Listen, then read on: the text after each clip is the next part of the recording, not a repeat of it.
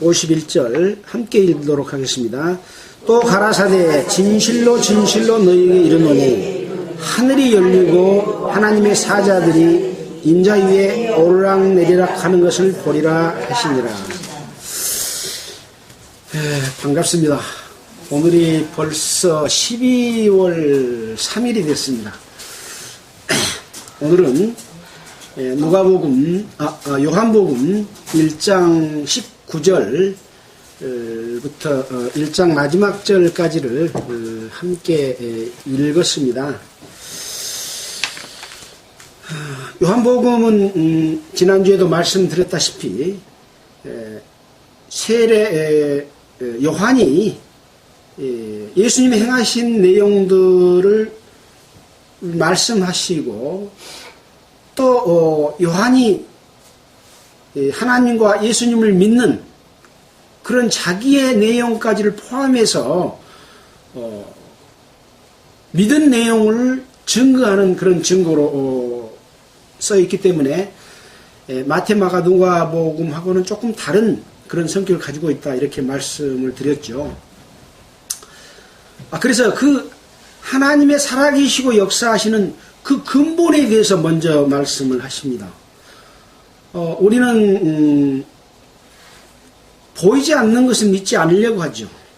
특히 하나님이 계신다 하는 것에 대해서는 실감이 나지를 사람들은 않게 느끼고 있어요. 그래서 그런 근본을 이 사도 요한은 밝히 드러내서 말씀을 해주십니다. 태초에 말씀이 계시니라. 이 말씀이 하나님과 함께 계셨으니 이 말씀은 곧 하나님이시라. 이렇게 말씀을 하고 있고 또 이 말씀이 하나님과 함께 계셨고 만물이 이 말씀으로 말미암아 지은 바 되었다. 그 말씀 안에 생명이 있었다. 근데 이 생명은 사람들의 빛이다. 이렇게 말씀을 했거든요. 이렇게 생각해 본다면 우리 속에 있는 생명은 이 빛으로부터 온 것이죠. 이 빛은 말씀이시고 생명이신 스스로 계신 분 하나님께로부터 우리에게까지 온 거죠. 근데 우리는 하나님이 없다 그렇게 말하는데 이건 잘못된 것이라는 것이죠. 근데 곰곰이 저는 이 말씀을 생각해 봤습니다. 빛이 하나님이다. 참 빛이신 예수님이 우리 가운데 왔다. 그렇게 말씀하셨잖아요. 빛은 어디로부터 옵니까? 태양에서부터 오지 않아요. 근데 태양에서 빛이 오는데 빛은 불이에요. 그래서 하나님을 불같으신 분이다. 하나님을 보고 살 자가 없다. 하나님께 가까이 가면 죽는다. 그런 말씀 하잖아요. 우리가 태양에 가까이 가면 살까요? 죽을까요? 죽습니다. 태양의 불빛을 바로 가까이에서 보면 우리 눈이 실명이 돼버리고 태양을 볼 수가 없는 거죠. 그 빛이 생명이 있기 때문에 빛이 비치는 거죠. 이 생명이 우리에게 온 빛의 쪼가리가 우리 속에 와 있죠. 여러분, 우리 속에 있는 이 빛을 본 적이 있습니까? 저는 이렇게 운동하다가도 이렇게 발차기나 이런 거 할 때 탁 맞아본 적이 있습니다. 손바닥으로 가지고 눈 있는 부분하고 얼굴을 같이 딱 때리면 어째요? 불이 번져가죠. 사람들이 이것이 내 속에 있는 불빛인 것을 모릅니다. 근데 하나님께서는 그것을 영혼이라고 말하고 있습니다. 그래서 혼불, 죽었을 때 뭐이 나간다 그래요? 혼불이 나간다 그러잖아요. 그래서 우리 육체는 껍데기고 우리 속에 혼이, 영혼이 살아있는 것인데 이것은 태초에 말씀이 계시니라. 이 말씀이 하나님과 함께 계셨으니 이 말씀은 곧 하나님이라. 이 하나님이 우주 만물을 창조했고 그 하나님은 빛이신데 그 속에 생명이 있었고 이 생명이 우리 속에까지 하나님의 생명의 쪼가리가 우리 속으로 왔다 이거죠. 근데 사람들은 이 생명을 가지고 살면서도 내 행위가 악하기 때문에 빛보다 어두움을 더 사랑해서 하나님 앞에 내 자신을 나타내기를 두려워하는 거죠. 어쩌면 하나님 없었으면 좋겠다. 그래야 내가 내 마음대로 살 거 아니겠습니까? 여러분들 죽은 이후에 하나님의 심판이 있다고 하면 사람들이 좋아할까요? 싫어할까요? 싫어하겠죠. 또 죄 많이 진 사람은 더 싫어할 겁니다. 그래서 자기 행위가 악함으로 하나님의 빛으로 나오기를 거절하는 것이 보통 사람들의 그런 상태지요. 그래서 이 빛을 알고 그 능력과 그 하나님의 신성을 알게 되면 우리가 실감나게 느껴야 되는 거죠. 그 사실 앞에 우리가 서도록 하는 것이 요한복음에서 1장에서 말해주고 있는 그 요한이 하나님에 대해서 증거하는 증거입니다. 지난주에도 이야기했지만은 이 말씀은 우리에게 엄청나게 큰 하나님을 증거해 준 그 증거로서 우리에게 보여주시는 그런 내용이죠. 우리가 본다고 하는 것은 그냥 사물을 보는 게 아니라고 했잖아요. 이 사물 속에 있는 그 생명의 근원을 보고 모든 만물 속에 이 생명이 하나님의 생명의 쪼가리가 다 그 속에 있어서 움직이고 살아 숨쉬고 변화하고 하는 모든 하나님의 창조를 노래하고 있는 거죠. 근데 사람들은 그걸 외면한다는 거죠. 그래서 예수 믿는다고 하는 것은 여기에서부터 출발하는 것이다. 그런 말씀을 드린 적이 있습니다. 자, 오늘은 이런 그 근거에 의해서 이제 1장 19절에 있는 말씀을 또 살펴보도록 하겠습니다. 요한복음 1장 19절입니다. 유대인들이 예루살렘에서 제사장들과 레위인들을 요한에게 보내어 네가 누구냐 물을 때에 요한의 증거가 이러하니라. 이제 유대인들이 예루살렘에서 세례 요한이 지금 이스라엘에 와가지고 회개하라 천국이 가까웠다 하고 전파하니까 이 세례 요한에 대해서 지금 유대인들이 물어보는 내용입니다. 그래서 오늘의 내용은 세례 요한이 예수님을 증거한 증거에 대해서 요한이 기록을 해놨습니다. 사도 요한이 자기 것에 관한 증거가 아니라 세례 요한이 어떻게 예수님을 증거했는가 하는 증거를 보여준 거죠. 증거의 증거를 우리는 또 말씀의 증거를 가지고 우리가 또 보는 거죠. 자, 하나님의 역사가 나타나면 항상 이것을 거부하는 세력이 있죠.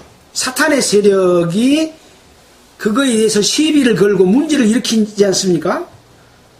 요한복음 1장에서 18절까지 우주 만물을 창조하신 하나님의 그 근본에 대해서 쫙 설명을 하고 있는데 또 세례 요한이 이 예수 그리스도에 대해서 증거하고 있으니까 누가 기분이 나빠요? 마귀가 기분이 나빠. 세례 요한이 잘 증거하면 예수를 믿게 될 것이다 라고 하는 것을 마귀는 알고 있는 거죠. 그래서 요한에게 보내어 네가 누구냐? 라고 물어봤습니다. 그러니까 요한의 증거가 이러하니라. 첫 번째 증거, 요한이 드러내어 말하고 숨기지 아니하니 드러내야 하는 말이 나는 그리스도가 아니다. 왜 나는 그리스도가 아니다 라고 증거를 했을까요? 예. 지금 이스라엘 백성들, 유대인과 예루살렘의 제사장과 레위인들은 메시아인 예수 그리스도가 올 것을 기다리고 있잖아요. 그 예언이 구약 성경에 돼 있지 않아요. 근데 세례 요한이 와서 이렇게 세례를 베풀고 여러 가지 능력을 행하니까 네가 누구냐? 라고 물어보는 의도 속에는 네 혹시 그리스도 아니냐? 그런 의미가 들어있는 것이죠. 그러니까 세례 요한은 그런 의도를 알고 있는 겁니다. 그래서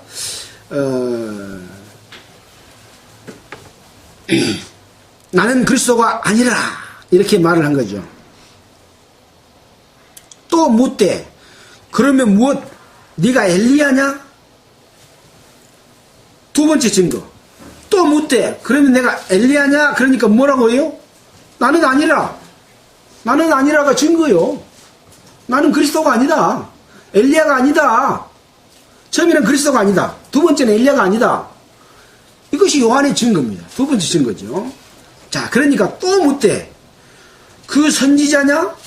그 선지자 역시 하나님께로부터 보내심을 받은 선지자 엘리야나 그리스도나 메시아나 이런 종류 어떤 선지자가 아니냐? 그러고 또 물어본 거죠. 그러니까 또 이제 세 번째 증거합니다. 대답하되 아니라. 첫 번째는 나는 그리스도가 아니다. 두 번째는 나는 아니라. 세 번째는 아니라. 증거가 아니란 것이 증거네요. 아닌 것은 아니게 말해야 증거죠. 아닌데 내가 기다 그러면 안 되잖아요. 또 말하되 누구냐? 우리를 보낸 이들에게 대답하게 하라. 우리를 보낸 이들은 누굴까요? 아까 말했죠. 유대인들이 예루살렘에서 제사장들과 레위인들을 세례 요한에게 보냈다 그랬잖아요. 유대인들인데 그 유대인들은 누굴까요? 밑에 보면 나옵니다. 24절에 저는 바리새인들에게서 보낸 자라. 바리새인들이 제사장들과 레위인들을 요한에게 보낸 겁니다. 그냥 단순한 바리새인들일까요? 아니겠죠. 그들은 이 대제사장들이 통치하는 레위인들을 다스리는 그들보다 높은 지위에 있다고 생각하는 자들이겠죠. 우리가 계속 성경 속에서 보지만 제사장 위에 대제사장이 있고 장로들이 있잖아요. 또 이 같은 서기관들 중에서도 계급이 높은 사람들이 있잖아요. 이들은 바로 바리새인이었다. 보낸 자가 바로 그들이다라고 하는 그런 부분이죠. 그래서 우리를 보낸 이들에게 대답하게 하라. 너는 너에 대해서 그러면 무엇이라고 하느냐? 이제 대답이 뭡니까? 몇 번째 증거입니까? 네 번째 증거죠. 네 번째 증거. 뭐라고 증거합니까? 나는 선지자 이사야의 말과 같이 주의 길을 곱게 하라고 광야에서 외치는 자의 소리로라. 나는 소리다. 이렇게 증거합니다. 나는 소리다. 어떤 소리냐? 이사야서에 예언되어 있는 말과 같이 이사야서에 이 내용이 예언이 되어 있어요. 이 소리가 와서 예수님을 증거할 것을 예언했는데 내가 그 소리다. 광야에서 외치는 자의 소리다. 요한은 그리스도도 아니요, 엘리야도 아니요, 또 선지자도 아니요. 나는 주의 길을 곧게 하라고, 주의 길을 곧게 하라고 광야에서 외치는 자의 소리다라고 말을 했습니다. 여기 이제 우리가 다른 복음서에서 살펴봤습니다. 주의 길을 곧게 하는 것이 무엇입니까? 주의 길을 곧게 하는 것. 이게 회개의 세례입니다. 회개하라, 천국이 가까웠다. 좀 더 구체적으로 말씀드리면 이제 마가복음에 그런 내용이 있죠. 높은 산과 낮은 산이 낮아지고 주의 첩경을 평탄케 하라. 빠른 길이 되도록 길을 골라라. 또 굽은 길을 바르게 하라. 우리들의 마음의 밭을, 마음의 길을 회개로서 열어주는 그 역할, 그것이 광야에서 외치는 자의 소리다. 어떤 목적으로? 죄의 길을 곱게 하는 목적으로. 세례 요한은 그래서 예수님보다 먼저 왔고, 세례 요한을 예수님을 길을 미리 닦아주는 그런 역할이죠. 이것이 이제 바로 회개의 세례인 것이죠. 그래서 이 속에는 어떻게 하면 예수님을 내 마음속에 영접할 수 있을 것인가. 우리는 죄를 범죄함으로 말미암아 우리가 어두운 가운데 거하고 있어요. 빛이 빛을 잃어버렸어요. 양심이 제 기능을 발휘하지 못해요.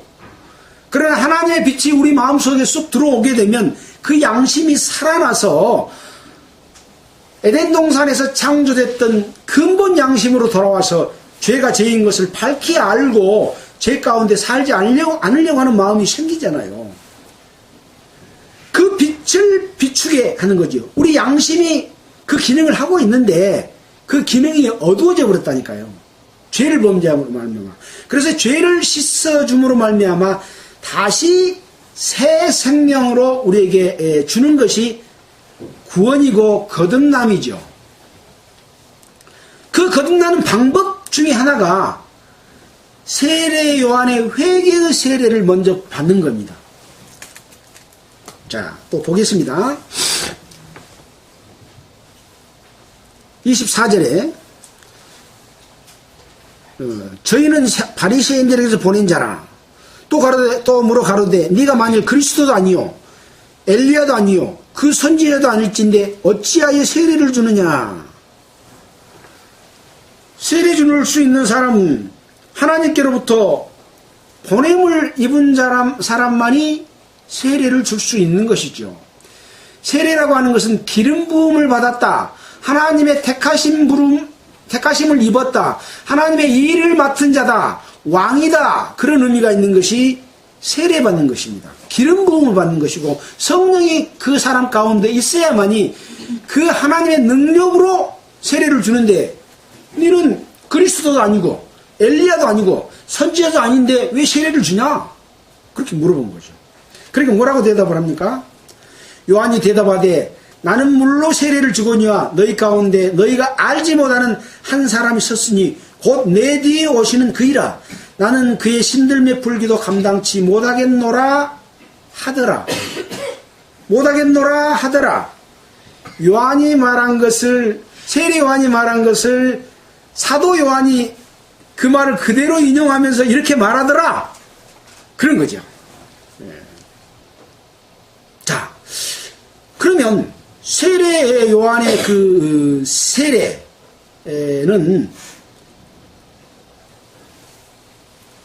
하나님께로부터 보내심을 받지 않았으면 줄 수 있을까요? 이 사람들이 물어볼 때 나는 광야에서 외치는 자의 소리다 라고 말을 했는데 이 세례 요한이 올 거에 대해서는 구약 성경 여러 곳에 예언이 되어 있습니다. 지난번 우리가 말라기서 내용도 살펴봤지 않습니까? 먼저 와서 주의 길을 예비할 사람을 보내겠다라고 말을 했고 또 주의 날이 심판의 날이 이르기 전에 말라기에서 보면 엘리야를 보내겠다 그렇게 말했잖아요. 근데 이제 다른 마태복음, 마가복음, 누가복음에서 이 세례 요한이 엘리야다 하는 것을 나타내 봤지 않아요? 우리는 그 읽어봤죠. 그래서 오리라한 엘리야한 것을 나중에는 밝혀지게 됩니다. 바로 하나님께로부터 보내심을 받은 사람이고 오리라한 엘리야가 세례 요한이었습니다. 여러분, 엘리야는 어떤 사람이었습니까? 죽음을 보지 아니하고 공중으로 들려 올라간 사람이에요. 변화돼서. 그 세례 요한이, 그 엘리야가 세례 요한이에요. 그러면 소위 불교에서 말하는 환생설, 그것도 맞는 이야기일까? 우리는 이 성경에 있는 내용을 보면 사람들의 상식적으로 생각할 수 없는 어떤 그 과학을 초월하는 하나님의 능력이 이 성경 말씀 속에 기록이 되어 있습니다. 엘리야가 다 다시 왔는데 그가 세례 요한이었다니까요. 엘리야의 그 영혼, 그것을 입고 세례 요한이 와서 예수 그리스도를 증거한 거죠. 성경에 있는 대로. 자, 보겠습니다.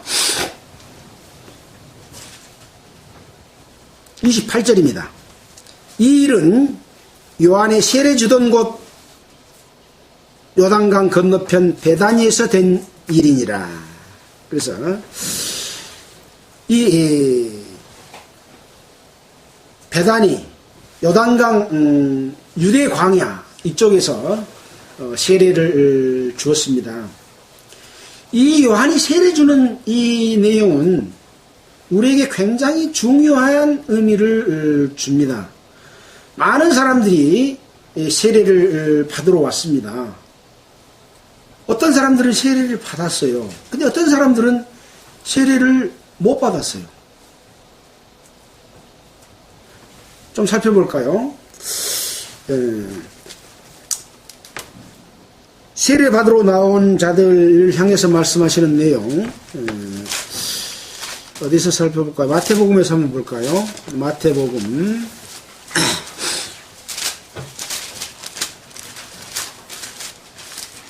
여러 군데 기록이 되어 있습니다. 마태복음 3장에서 좀 보겠습니다. 3장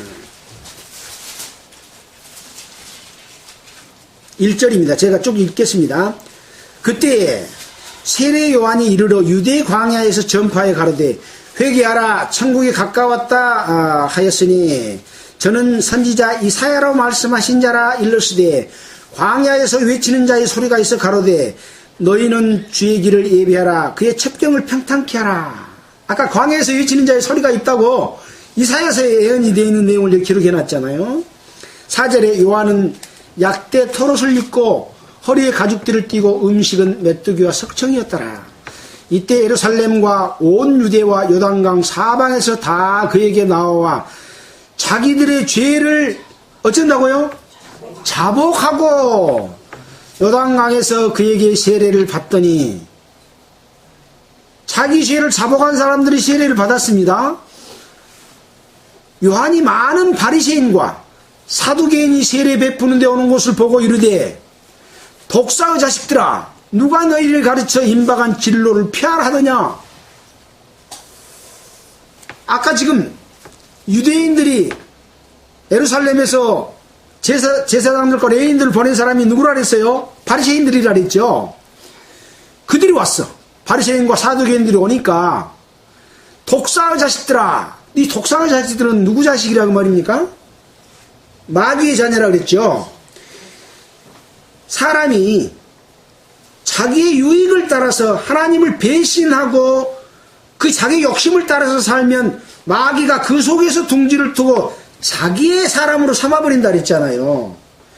이 세상에 사는 사람도 마찬가지입니다. 하나님을 알지 못하고 자기 욕심대로 하나님 없다 그러고 살아가면 마귀가 그 사람을 이끌고 가서 자기 마귀의 욕심대로 살도록 자기 사람으로 데리고 산다 이거죠. 그러니까 독사의 자식들이다. 너희는 마귀의 자식들이다. 그 바리새인들을 향해서 그렇게 말하고 있는 겁니다. 누가 너희를 가르쳐 임박한 진로를 피하라 하더냐. 그러므로 회개에 합당한 열매를 맺고 와서 나한테 세례 받으라고 말이에요. 속으로 아브라함이 우리 조상이라고 생각지 말아라.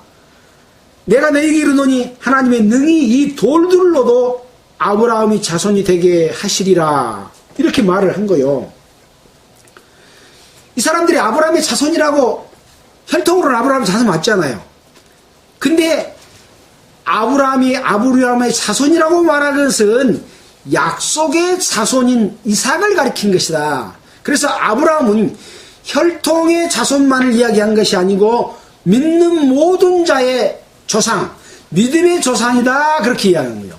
우리는 아브라함을 우리가 조상님이라고 말할 수 있어요, 없어요? 있습니다. 믿음의 조상이기 때문에. 유대인들은 혈통의 조상이기도 하고 믿음의 조상이기도 합니다. 근데 혈통의 조상인 것을 가지고 이 세례 요한한테 나오니까 너가 아브라함의 자손이라고 하지 마라. 아브라함은 믿음이 있어서 하나님을 기쁘게 했는데 너희는 믿음이 없고 너희 욕심대로 살고 마귀를 따라 사는 마귀의 자식들이다. 그러므로 회개에 합당한 열매를 맺고 와라. 그러면 세례를 주겠다. 그 말이죠. 마찬가지입니다. 지금 사람들이 내 마음속에 구원을 확신을 갖지 못하는 이유는 세상에 사는 삶은 그대로 살고 하나님 모르고 내 마음대로 살고 죄짓고 살았던 것 하나도 안 뉘우치고 예수 믿고 천국 가려고 하니까 머리로는 다 안돼 마음속으로 안 내려오기 때문에 기쁨이 없어. 죄사함의 확신이 없어. 하나님의 자녀가 됐다는 것을 몰라. 이것을 밝히 드러내 보여주는 것이 세례 요한의 세례로서 그걸 보여주고 있습니다. 세례 요한을 거치지 아니하면 예수님께로 올 수가 없습니다. 회개하지 않으면 예수님이 주신 구원의 성령의 세례를 받지 못하기 때문에 우리 속에 고장난 양심이 하나님의 빛이 다시 켜지지 못하는 거죠. 회개할 때만이 그 빛이 켜져서 새로운 생명으로 태어났다. 그래서 거듭났다. 그렇게 말씀하는 거거든요. 그래서 우리가 거듭난 것은 썩어질 것으로 된 것이 아니요 하나님의 살아있고 항상 있는 말씀으로 되었느니라. 그러고 베드로전서에 말씀하고 있잖아요. 이 말씀이 뭐요? 태초에 말씀이 계시니라. 이 말씀이 하나님과 함께 계시니 이 말씀은 곧 하나님이요. 하나님으로부터 거듭난 거예요. 이렇게 통합니다. 이 내용이. 그래서 이 성경에 기록된 말씀은 하나님인 거예요. 전부가 다 하나님입니까? 하나님의 말씀입니까? 아니요. 마귀 말도 성경에 기록되어 있다니까요. 사람의 말도 기록되어 있고 하나님의 말씀이 무엇인가 그 말씀을 우리는 알고 그 말씀으로 우리가 구원받는 거예요. 그 말씀으로 은혜를 입는 거예요. 그래서 성경을 분별할 수 있는 것, 이것은 성령께서 우리에게 주신 성령께서 그 말씀을 볼 수 있는 거예요. 빛을 볼 수 있는 거예요. 빛이 와야 어둠을 밝혀주지 않아요. 그래서 구원은 거듭난 것은 비밀이에요. 비밀, 감춘 비밀, 캄캄한데 숨겨놓은 거예요. 근데 어쩌면 받아요? 회개하면 받아. 그리고 간절히 구하면 받아. 구하라 그러면 주실 것이요. 찾으라 그러면 찾을 것이요. 문을 두드리라 그러면 열어주실 것이다. 한 번도 구한 적이 없는데 주면은 받아요? 못 받아요? 못 받아. 하나님이 주시는 이 구원의 거듭남의 선물이 손으로 받는 것 같다면 다 받았을 거예요. 뭘로 받아요? 마음으로 받아서 마음에 내 높은 마음, 낮은 마음을 더욱 낮추고 모든 욕심으로 가득 차 있는 이 아사리 같은 이 욕심을 돌이키고 마음의 대로를 착 내서 그동안에 내가 잘못 살았습니다. 통회하는 마음, 그리고 주님의 은혜를 구하고 제 죄를 용서해 주십시오. 너무나 주님을 모르고 마음대로 살았습니다. 이럴 때 복음의 말씀이 착 오면 마음속에 와, 예수님께서 이루어진 사실이 내 마음에 탁 믿어져서 없어지지를 않는 거예요. 예수 믿고 천국 갈 수 있냐고 물어보면 갈지 안 갈지 모르겠습니다. 하나님의 자녀가 된지 안 된지도 모르겠습니다. 죽어봐야 알지 어떻게 합니까? 이 구원의 확신은 머리로 확신되는 게 아니기 때문에 내 마음에 믿어진 사실은 없어지지 않습니다. 그러나 하나님의 자녀로서 어떻게 살아야 될 것이 더욱 중요하다는 내용이 이제 이 예수님의 가르침 속에서도 있고 또 서신서 속에서도 그것이 나타납니다. 우리는 그거에 대해서 계속 공부를 했지 않습니까? 예. 그러나 되게 복음주의 교회라고 하는 교회도 이 거듭남에 관한 복음 전파는 잘 하는데 거듭난 하나님의 자녀가 어떻게 삶으로서 하나님의 영광 가운데에 거할 수 있고 그 우리에게 주시고자 하는 그 은혜, 기업, 그것을 얻는지에 대해서는 가르쳐 주지를 않습니다. 왜? 모르니까. 대부분 이 복음주의 교회도 지금 타락돼서 예수를 이용해서 자기들의 배를 채우고 먹고 사는 수단으로 삼고 있기 때문에 하나님께서 더 이상 깨우침을 주지 않는 거예요. 그러면 그 빛을 받았는데 계속 잘못된 삶을 살게 되는 거예요. 예수를 이용해서 나의 욕심으로 살게 되면 어떻게 돼요? 죄를 지면 어떻게 돼요? 그 빛이 가리워져. 형광등이 있는데 형광등에 먼지가 끼면은 불빛이 어두워져서 희미해. 예수님이 소경을 고칠 때 뭐가 보이느냐? 나무 같은 것이 걸어가는 것이 보입니다. 그렇게 말한 적 있죠? 나무가 걸어갑니까? 제대로 안 보여. 흐리들이 돼서 사람이 걸어가는데 나무가 가는 것처럼 보이는 거예요. 그래서 예수님이 탁 나서주니까 환하게 보이잖아요. 사람이 걸어가는 거 보이고 나무는 나무고 정확하게 분별을 할 수 있는 능력을 주신 거죠. 죄를 지면 그 능력이 가리워져서 하나님의 말씀을 제대로 못 듣기 때문에 구원의 복음, 거듭난 것에 관한 것은 가르치는데 거듭난 이후에 성도가 어떻게 살 거에 대해서는 가르칠 줄을 몰라. 자기도 몰라요, 자기도. 이건 참 안타까운 일이죠. 자, 또 이어서 보겠습니다. 29절입니다. 이튿날 요한이 예수께서 자기에게 나오심을 보고 가로되 보라 세상 죄를 지고 가는 하나님의 어린 양이로다. 예수님께서 세례 요한에게 다 나오고 있습니다. 어디서? 요단강 세례 주던 곳 베다니에서, 요단강 건너편 베다니에서 예수님께서 나와요. 많은 사람들이 세례 받으려고 함께 있었습니다. 예수께서 저기서 오는 것을 보고 보라! 세상 죄를 지고 가는 하나님의 어린 양이다! 이렇게 말하고. 여기 지금 오는 사람들이 유대인들이잖아요. 하나님의 어린 양이다. 세상 죄를 지고 가는 하나님의 어린 양이다. 그러면 그 사람들이 무슨 말인지 알아요? 몰라요? 알아요. 왜 그래요? 이 이스라엘 백성들은 애굽에서 출애굽할 때 염소나 송아지를 잡아가지고 그 피를 문설주와 임방에 발랐잖아요. 그리고 그 속에 있는 자들은 하나님의 심판으로부터 벗어나서 다 장자들이 살았잖아요. 그것이 바로 죄를 없이 하는 제사의 방법으로 나중에 하나님께서 주셔서 1년에 한 번씩 대속죄일에 이 염소나 송아지를 잡아서 피를 흘려서 제사를 지냄으로 말미암아 이스라엘 백성들의 죄가 용서됐습니다.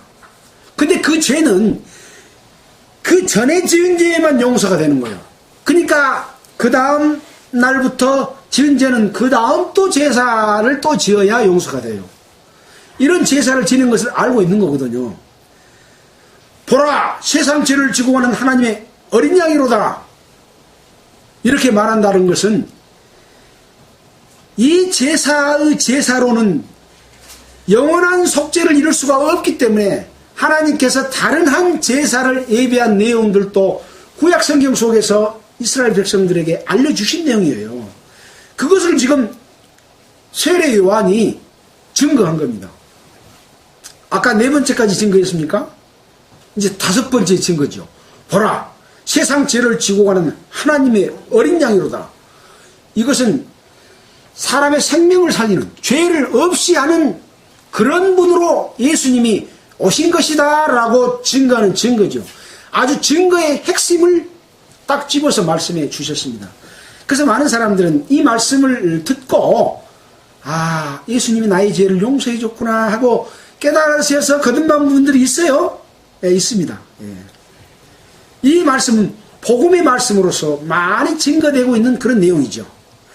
그러나 이 의미는 바로 이 사실은 세례 요한이 요단강에서 세례 줄 때 예수님께서 자기에게 낳아준 것을 보고 구약 성경에서 예언된 대로 오신, 너희들이 그동안에 제사 지냈던 제사의 그 제물로 오신 하나님의 제물이다 라고 하는 것을 세례 요한이 증거한 것을 나타내 보인 그런 말씀이죠.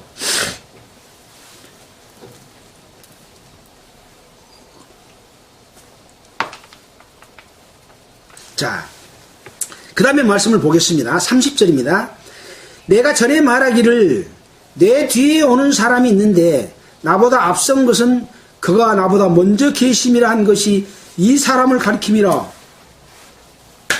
세례 요한이 내가 전에 말하기를 내 뒤에 오는 사람이 있는데 나보다 앞선 것은 나보다 먼저 계십니다. 세례 요한은 예수님보다 6개월 먼저 태어났어요. 6개월 뒤에 예수님이 왔는데 나보다 내 뒤에 오시는 이가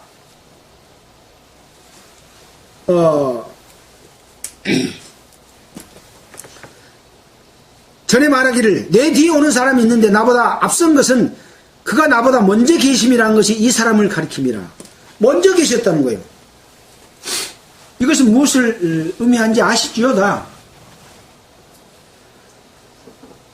예수님께서는 세례요한보다 6개월 뒤에 태어나셨지만 언제부터 계신 분이요?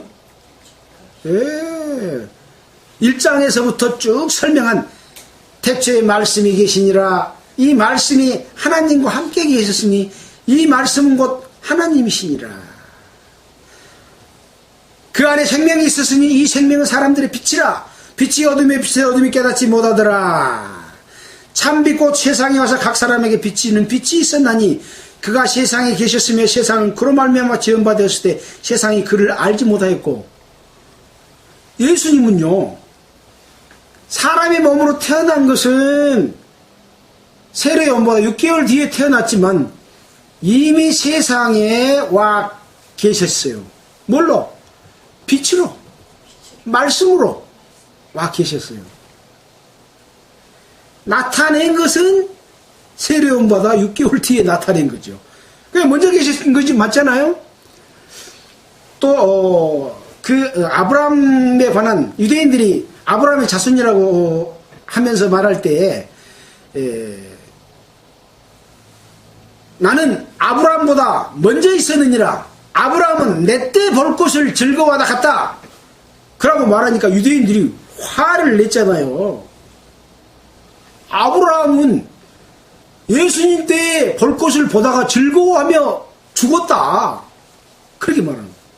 그러니까 이 예수님은 바로 태초부터 계신, 우주 만물이 창조하기 전부터 계셨던 말씀으로 계신 분이고, 그 속에 생명이 계셨고, 그 생명이 빛으로 사람들에게 나타났고, 그 빛이 우리 속에 험불로 들어오셨고, 우리가 뺨 맞으면 번쩍하는 그걸로 계시고, 만물 속에 다 깃들여 있는 거죠. 어디 속에? 생명 속에. 그래서 모든 동물은 혼이 있잖아요. 빛 속에 혼이 살잖아요. 동물은 죽으면 그 혼은 땅 속으로 들어가고, 사람의 혼은 하늘로 올라간다, 하나님께로 간다고 하지 않아요? 이 모든 우주 만물 가운데 있는 창조물 속에는 하나님의 빛이 가득 들어있습니다. 그러니 먼저 계신 분이라고 하는 것은 다 입증받을 수 있는 것이죠. 그것이 하나님의 신성입니다. 그래서 로마서에 우주 만물을 봐서 하나님을 알 수 있나니 그러므로 핑계치 못할지니라. 하나님을 알되 하나님께 영화롭게 다니하고 감사치도 아니하고 오히려 그 생각이 허망하여지며 미련하여졌나니 스스로 지혜 있다나 우준하게 되어 썩어지지 아니하는 하나님의 형성을 사람과 금수와 버러지 형상의 우상으로 바꾸었느니라 라고 로마서에 말씀하고 있잖아요. 이 만물 가운데 충만한 하나님을 사람들은 보지 못한 거예요. 바로 그 말씀입니다. 나보다 앞선 것은 내 뒤에 오는 사람이 나보다 앞선 것은 나보다 먼저 계심이라는 것이 바로 이 예수를 가리킵니다.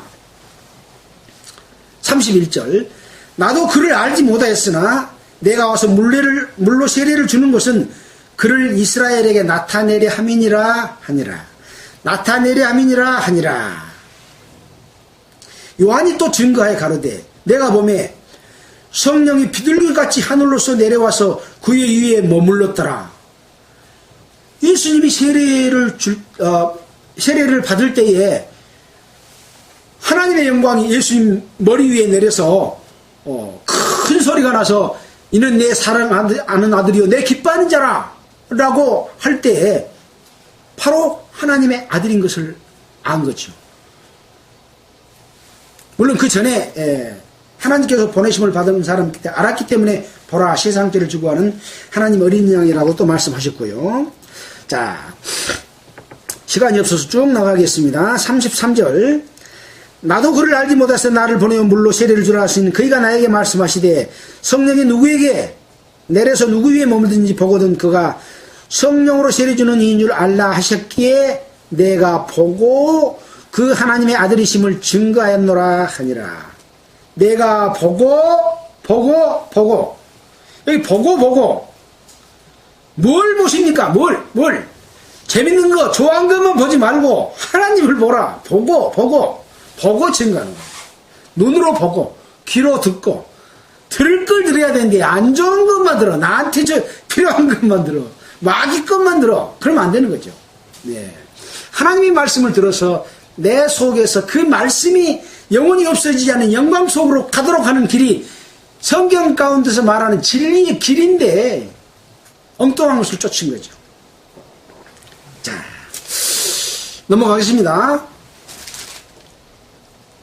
또 이튿날 요한이 자기 제자 중 두 사람과 함께 섰다가 요한이 자기 제자 둘이와 함께 섰다가 예수의 다니심을 보고 말하되 보라 하나님의 어린 양이로다. 누구한테? 자기 제자 두 사람한테. 이 제자 두 사람이 누군가가 밑에 설명이 되어 있습니다. 두 제자가 그의 말씀을 듣고 예수를 쫓거늘 예수께서 돌이켜 그 쫓는 것을 보시고 물어 가라사대 무엇을 구하느냐 가로되 랍비여 어디 계시오이까 하니 랍비는 번역하면 선생이라. 예수께서 가라사대 와 보라. 그러므로 저희가 가서 계신 데를 보고 그날 함께 그하니 때가 제 10시쯤 되었더라. 요한의 제자 둘이 세례 요한이 함께 있었는데 예수를 보고 보라 하나님의 어린 양이로다 이렇게 말씀할 때 이제 예수님이 와서 그들을 와 보라 그러고 해서 예수님께로 왔습니다. 그때 시간이 언제쯤 됐다고요? 제 10시쯤 되었습니다. 10시는 몇 시나 될까요? 12시가 9시니까 오후 4시 예, 오후 4시쯤 됐죠. 여기 나와 있는 이 10시는 유대인의 시간이고 헬라 시간, 우리 시간으로는 오후 4시쯤 되었습니다. 요한의 말을 듣고 예수를 쫓는 두 사람 중에 하나는 누구요? 시몬 베드로의 형제 안드레였어요. 안드레. 자, 그가 먼저 자기의 형제 시몬을 찾아가 말하되 우리가 메시아를 만났다 하고 말해요. 그러니까 시몬 베드로보다 누가 예수님 먼저 만났어요? 안드레가 먼저 만났어.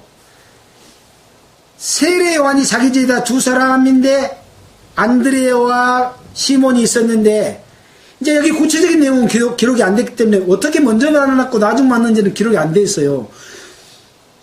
안드레가 먼저 자기의 형제 시몬을 찾아가 말하되 우리가 메시아를 만났다 하고 메시아는 번역하면 그리스도라라. 데리고 예수께로 오니 안드레가 시몬 베드로를 데리고 예수께로 오니 예수가 베드로를 보고 가라사대 네가 요한의 아들 시몬이니 장차 게바라 하리라. 이 게바는 번역하면 베드로라 이렇게 되어 있잖아요. 그래서 이 세례 요한의 증거가 아까 말한 4가지 5가지 보라 세상 죄를 지고 하는 하나님의 어린 양이로다. 또 36절에 보라 하나님의 어린 양이로다 했고 또 자기 제자 두 사람에게 소개해 줬어요. 예수님을. 그래서 예수님의 제자를 만들어 주도록 중개한 사람은 누구요? 세례 요한이요. 세례 요한. 예. 이제 다른 성경에 보면 베드로가 거기에 배 위에서 그물을 깁고 있는데 오라 하니까 그물을 버려두고 왔다. 그렇게 기록된 내용도 있잖아요. 그래서 이 여러 가지 상황들을 종합해서 보면 시몬 안드레가 먼저 예수님을 만났고 시몬이 또 베드로를 데리고 와서 예수님께 나타내 보였구나. 그때 예수님이 이렇게 제자를 삼았구나. 그런 과정 속에 배에 있었던 일도 있었구나. 이렇게 입체적으로 종합적으로 볼 수 있는 거죠. 자, 그래서 예수님께서는 안드레와 시몬 베드로를 제자로 삼은 내용이 요한복음에는 좀 색다르게 기록이 되어 있지 않습니까? 증거를 받은 사람이 또 다른 사람에게 증거하는 걸로 그렇게 나타나 있습니다. 따라서 우리도 예수님의 증거를 받고 예수님을 믿었으면 우리가 또 증거할 수 있는 거죠. 이거 전도입니다. 증거하는 거예요. 증거는 누구요? 예수 그리스도를 증거하는 겁니다. 다른 거 증거하는 게 아닙니다. 보라 세상 죄를 지고 가는 하나님의 어린 양이라는 것을 증거하는 겁니다. 우리를 용서해 주신 예수라는 걸 증거하는 거예요. 그래서 이 복음은 예수님의 죽음과 부활을 증거하는 것으로 또 사도 바울도 그것만을 증거했잖아요. 자, 5분밖에 남지 않았기 때문에 쭉 읽고 넘어가겠습니다. 43절입니다. 이튿날 예수께서 갈릴리로 나가려 하시다가 빌립을 만나 이르시되 나를 좇으라 하시니. 세 번째는 누구를 만납니까? 빌립을 만났습니다. 또 이렇게 빌립은 안드레와 베드로와 한 동네 베세다 사람이라. 빌립이 나다나엘을 찾아가 이르되 모세가 율법에 기록하였고 여러 선지자가 기록한 그 일을 만났으니 요셉 아들 나사렛 예수라. 바로 메시아를 우리가 만났다. 그 율법에 선지자들이 기록해서 오리라 한 그 메시아를 내가 만났다 하고 빌립이 나다나엘에게 또 증거했습니다. 나다나엘에게 또 전파했습니다. 그래서 46절에 나다나엘이 가로되 나사렛에서 무슨 선한 것이 나올 수 있느냐. 사실은 예수님은 나사렛에서 살았지만 어디서 나셨어요? 베들레헴에서 나셨잖아요. 나사렛에서는 가서 산 거죠. 빌립이 가로되 와보라. 예수님도 그랬잖아요.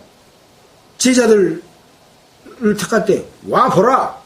그러므로 저희가 가서 계신 데를 보고 또 나다나엘도 빌립도 나다나엘에게 와보라 하니 예수께서 나다나엘이 자기에게 오는 것을 보시고 그를 가리켜 가라사대 보라 이는 참 이스라엘 사람이라. 예수님이 나다나엘을 볼 때는 그 사람의 마음까지를 딱 살펴볼 수 있는 눈, 이 눈을 가지신 것이죠. 나다나엘을 보니까 이는 참 이스라엘 사람이라. 그 속에 간사한 것이 없도다. 사람의 마음속에는 그 외형과 속이 달라. 겉으로는 점잖하고 아름답게 보이지만 속에는 악한 마음, 나쁜 마음, 욕심이 가득한 그런 마음을 갖고 있는 사람들이 많잖아요. 예수님은 그걸 볼 줄 아는 거예요. 나다나엘을 보니까 어린아이와 같아. 참 순전한 마음으로 하나님을 믿고 구약성경의 말씀을 믿고 예수님이 베들레헴에 태어날 것을 알고 계셨어. 그러니까 빌립이 말하니까 뭐 나사렛에서 선한 자가 나오냐? 성경에는 베들레헴이라고 돼 있다. 그러니까 나다나엘은 성경 알고 있는 사람이 모르고 있는 사람이요? 알고 있는 사람이요. 말씀이 그 속에 있었어. 예수님 이걸 보고 말합니다. 나다나엘아,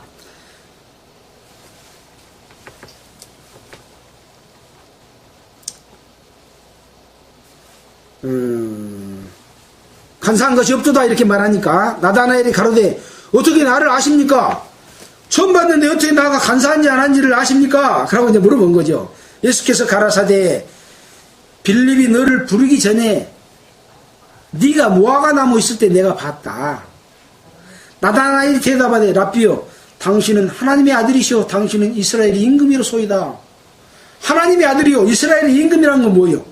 그리스도 메시아는 임금이요. 임금이 오실 것이 예언되어 있는데 내 속마음까지를 다 알아버린 분을 만났으니 이것은 사람이 아니라 바로 우리에게 예언된 대로 오신 예수구나. 또 빌립이 또 먼저 증거해 줬잖아요. 그러니까 턱 믿을 수 있는 이와 같은 마음이 어린아이와 같은 마음인 거예요. 올바른 마음으로 반사하지 않는 마음으로 하나님을 사모하고 그렇게 살고 기다리다가 죄사함 받기를 간절히 기다리고 하다가 어느 날 말씀이 탁 와서 우리 마음속에 들어올 수 있는 그런 마음의 자세를 갖고 있는 자가 나다나엘이었던 것이죠.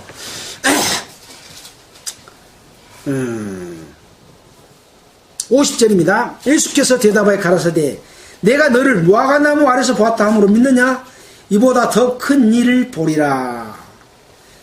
그래서 이제 나다나엘도 예수님과 함께 하면서 예수님이 행하신 모든 기적들을 함께 보고 느끼고 그 은혜 위에 은혜라 하는 그 은혜를 나다나엘도 입었을 것입니다.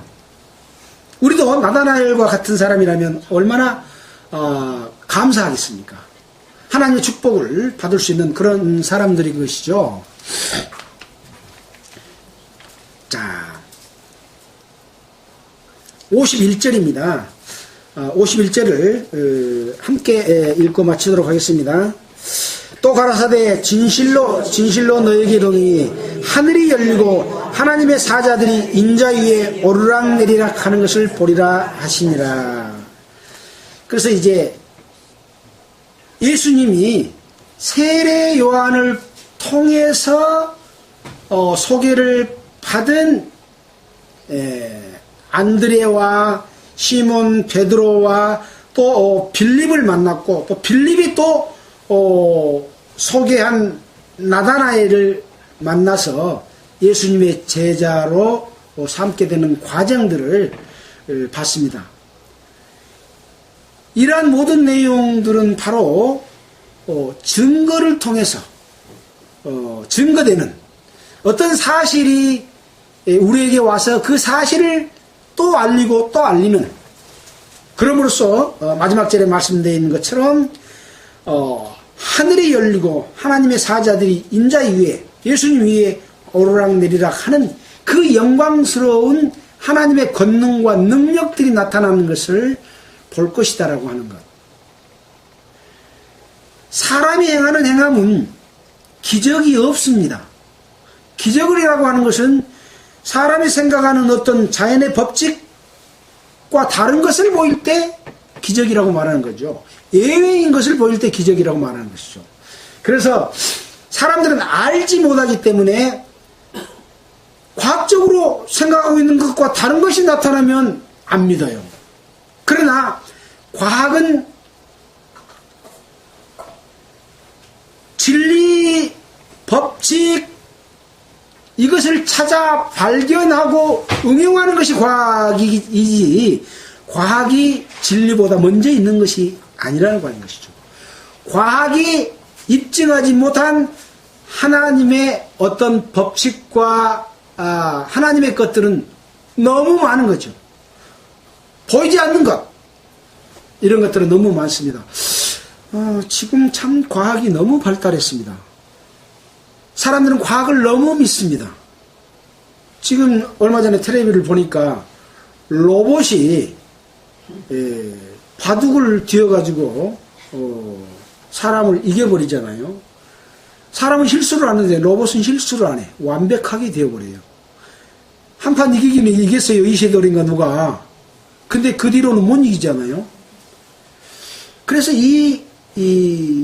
그 로봇 컴퓨터 속에서 일하는 이 역사가, 컴퓨터를 만든 사람이 뭐라고 이야기하냐면 그 능력이 어떻게 그렇게 나타났는지를 나도 모르겠다. 내가 만들었는데. 그 말을 들으면서 제가 깜짝 놀랐어요. 사람이 만든 컴퓨터를 마귀가 그 속에서 역사에서 어떤 일을 할 수도 있겠구나. 이런 생각이 들었습니다. 그래서 우리가 하나님을 믿는 것 말고 사람의 재능과 능력으로서 창조된 어떤 로봇이나 컴퓨터나 이런 것을 지나치게 믿게 되면 하나님을 믿을 수 없는 상황이 수 있겠구나. 지금요, 세상은 하나님의 진리를 거스리는 것을 아주 자연스럽게 그냥 통용되는 그런 일들을 많이 합니다. 예를 들어서 동성연애는 하나님의 질서를 어긋난 거잖아요. 근데 동성연애를 소수의 인권이다 해가지고 천주교에서 부추기고 그걸 통과시키도록 하고 동성결혼까지 통과시키고, 또 여러분 텔레비에 보면 짐승을 반려자, 고양이, 개 이런 걸 키우면서 반려자라고 그러잖아요. 사람의 남자의 반려자는 여자입니다. 여자의 반려자는 남자요. 사람과 사람이 사람의 반려자요. 하나님의 사랑의 대상은 인간이요. 근데 동물을 그 사람 수준까지 딱 올려놓고 동물을 잘못 학대하면 사람 처벌하다 이렇게 사람을 치워버려요. 이거는요, 아주 좋은 것처럼 보이지만 하나님의 질서를 마귀가 파괴하고 있는 것이다. 저는 그렇게 보고 있습니다. 동물을 학대하란 말 아닙니다. 하나님의 질서가 이렇게 보이지 않게 파괴되고 있다고 하는 것이죠. 자, 오늘은 요한복음 2장 하반절에 있는 내용을 통해서 예수님을 증거하는 증거가 우리에게 어떤 교훈을 주는지, 또 어떤 사람이 그 제자가 될 수 있는지, 또 그 제자가 돼서 하나님의 빛을 나타내고 또 그 인자 위에 하나님의 영광이 나타날 것이고 그 영광이 앞으로 우리에게 주어질 기업으로 나타날 것인데 어떻게 하면 그걸 받을 수 있는지에 대해서 간접적인 어떤 깨달음을 살펴봤습니다. 여기에 모신 모든 분들과 또 인터넷을 통해서 말씀을 듣는 모든 분들에게도 참으로 하나님의 능력이 함께 하기를 간절히 바랍니다. 기도하겠습니다. 하나님, 참으로 감사를 드립니다. 우리가 예수를 믿는 것은 하나의 단순한 종교 행위가 아니라 우주 만물을 창조하신 하나님을 우리 마음속에 모시는 것이고 그 마음속에 모신 하나님의 삶을 사는 삶이라고 하는 것을 우리는 그동안 말씀을 통해서 배웠고 그것을 실천하고 있습니다. 참으로 여기에 모여있는 모든 사람들이 한 생명도 이루어지지 않냐고 하나님의 영광 가운데 끝까지 참여하는 거룩한 하나님의 신부가 될 수 있도록 축복해 주시기를 간절히 원하면서 우리를 구원하여 주시고 하나님의 자녀로 삼아주신 예수 그리스도 이름으로 기도했습니다. 아멘. 찬송가는 355장 하도록 하겠습니다.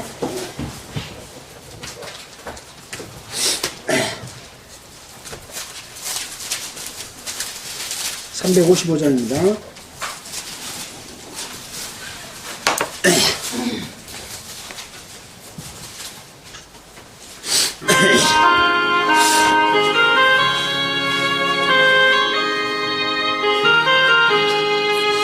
부름받아 나서는 몸 어디든지 가오리다. 괴로우나 즐거우나 주만 따라 가오리니 어느 누가 막으리까 죽음님들 막으리까 어느 누가 막으리까 죽음님들 막으리까.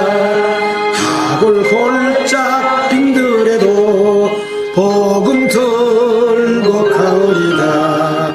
소돔 같은 거리에도 사랑 안고 찾아가서 종의 몸에 지닌 것도 아낌없이 드리리라. 종의 몸에 지닌 것도 아낌없이 드리리라. 존귀 영광 모든 권세 주님 홀로 받으소서. 멸시전대 십자가는 제가 지고 가오리다. 이름 없이 빛도 없이 감사하며 섬기리라. 이름 없이 빛도 없이 감사하며 섬기리라. 아멘. 여러분 수고하셨습니다. 마치겠습니다. 시청자 여러분도 안녕히 계시기 바랍니다.